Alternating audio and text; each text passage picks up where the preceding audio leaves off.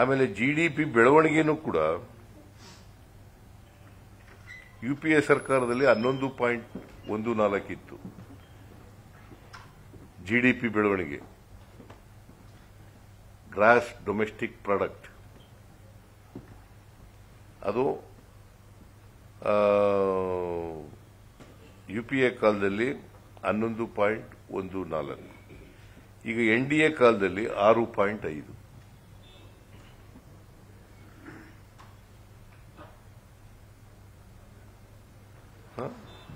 So ಹೆಂಗೆ ವಿಕಸಿತ ಆಯಿತು? ಕುಸಿತ, ನಿನ್ ಪದನೇ ಉಪಯೋಗಿಸ. ವಿಕಸಿತ ಅಲ್ಲ, ಇದು ಕುಸಿತ. ಸೊ ಈ ಅಂಕಿಅಂಶಗಳು ದಯವಿಟ್ಟು ಬರೀರಿ. 2004ರಿಂದ 2014ರವರೆಗೆ ಬಜೆಟ್ ಸೈಜ್ ಬೆಳವಣಿಗೆ 13.79, 2014ರಿಂದ 2024ರವರೆಗೆ 9.6, ಅಂದರೆ 4.19ರಷ್ಟು ಕಡಿಮೆ. ಜಿಡಿಪಿ ಗ್ರೋತ್ ಕೂಡ 11.14 ಇತ್ತು, ಅದು 6.5ಗೆ ಬೆಳವಣಿಗೆ ಕಡಿಮೆಯಾಗಿದೆ. ಅದರಿಂದ ಅದಕ್ಕೆ ನಾನು ಹೇಳಿದ್ದು ಇದು ವಿಕಸಿತ ಅಲ್ಲ,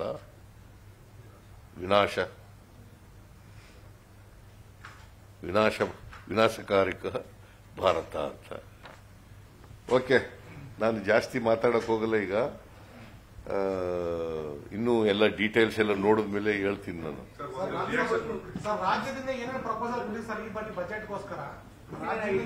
ಬಜೆಟ್ ಮಂಡಿಸಿದ ಮೇಲೆ ನೋಡಪ್ಪ, ನಾವು ಈಗಲೇ ಹೇಳಿ. ಇನ್ನು ಚರ್ಚೆ ನಡೀತಾ ಇದೆ ಬಜೆಟ್. ನೀನು ನಾವು ಬಜೆಟ್ ಮಂಡಿಸಿದ ಮೇಲೆ ಏನ್ ಬರೀಬೇಕು ಬರೆಯಂಗಿಲ್ಲ. ನಿಮ್ಮ ಡಿಮಾಂಡ್ ಏನಿತ್ತು?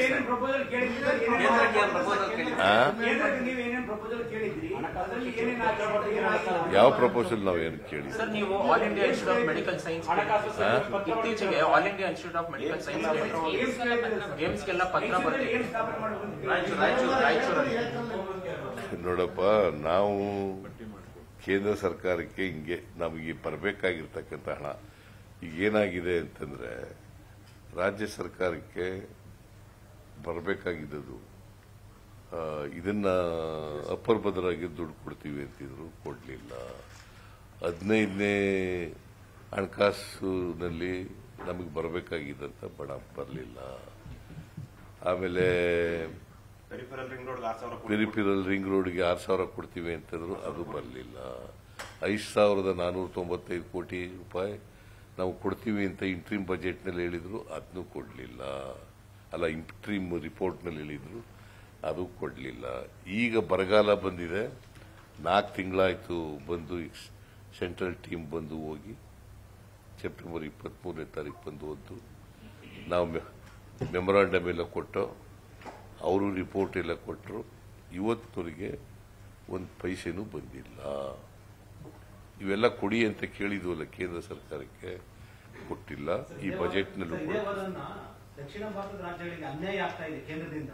ಇದೇ ರೀತಿ ಮುಂದುವರೆದ್ರೆ ಪ್ರತ್ಯೇಕ ರಾಷ್ಟ್ರ ಕೇಳುವ ಪರಿಸ್ಥಿತಿ ನಿರ್ಮಾಣ ಆಗುತ್ತೆ ಅಂತ ನಿಮ್ಮ ಪಕ್ಷ ಸಂಸದರು ಸುರೇಶ್ ಹೇಳಿದರು. ಯಾರು? ಸುರೇಶ್ ನಾನು ಆ ಥರ ಎಲ್ಲ ದೇಶ ಕೇಳಕ್ಕೆ ಬೇರೆ, ದಕ್ಷಿಣ ಭಾರತ ಬೇರೆ ಮಾಡಿದ್ದ ಉತ್ತರ ಭಾರತ ಮಾಡಿ ಅಂತ ಅವೆಲ್ಲ ಕೇಳಲ್ಲ.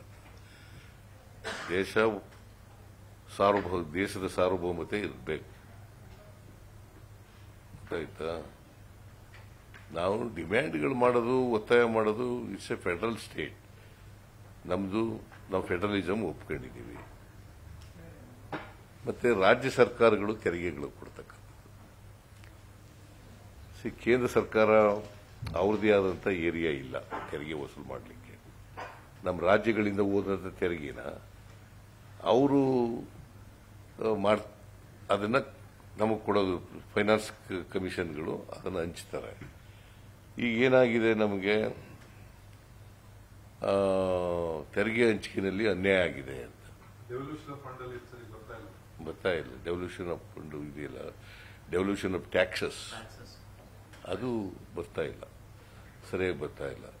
ನಮಗೆ 1.07% 14 ಫೈನಾನ್ಸ್ ಬಜೆಟ್ 15 ಫೈನಾನ್ಸ್ ಬಜೆಟ್ಗೂ ಕಡಿಮೆ ಆಗೋಯ್ತು.